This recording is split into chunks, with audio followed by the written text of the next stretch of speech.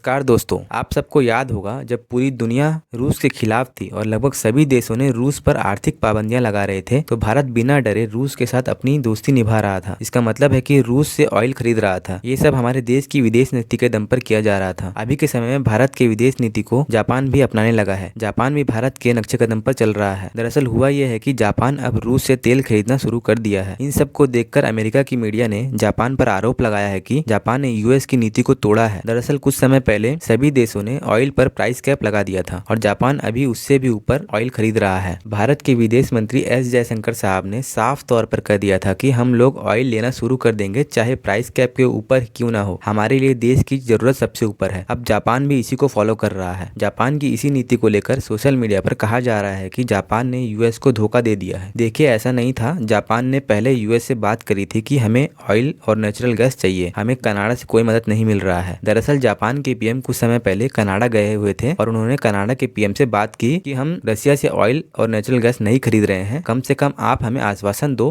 कि आप हमें कम दाम पर ऑयल और नेचुरल गैस दो। पर कनाडा ने कोई आश्वासन नहीं दिया। तो जापान को समझ में आ गया कि G7 देशों भी जापान के आर्थिक स्थिति को नहीं समझ रहे हैं। तो जापान ने यूएस से कह दिया कि हमें मजबूरी में रशिया से ऑयल खरीद रहे हैं। पहले तो यूएस रोकने की कोशिश की, फिर जापान की जरूरतों के हिसाब से ये मान गए। लेकिन जापान और रशिया दोनों ही देश एक दूसरे पर पाबंदियां लगा रखी है। ना ही जापान के पीएम रशिया जा सकते हैं और ना ही रशिया के प्रेसिडेंट जापान जा सकते हैं। ऐसे समय में जापान की मजबूरी ही है जो रशिया से ऑयल और नेचुरल गैस खरीद रहा है, क्योंकि इंटरनेशनल मार्केट में कोई भी इतने सस्ते दाम में ऑयल बेचने को तैयार नहीं है। ये तो बस शुरुआत है। हो सकता है रशिया के सामने पूरी यूरोप को ही झुकना पड़ सकता है। आप सबकी इसमें क्या राय है, कमेंट सेक्शन में बताइएगा। चलिए मिलते हैं नेक्स्ट वीडियो में। जय हिंद, जय भारत।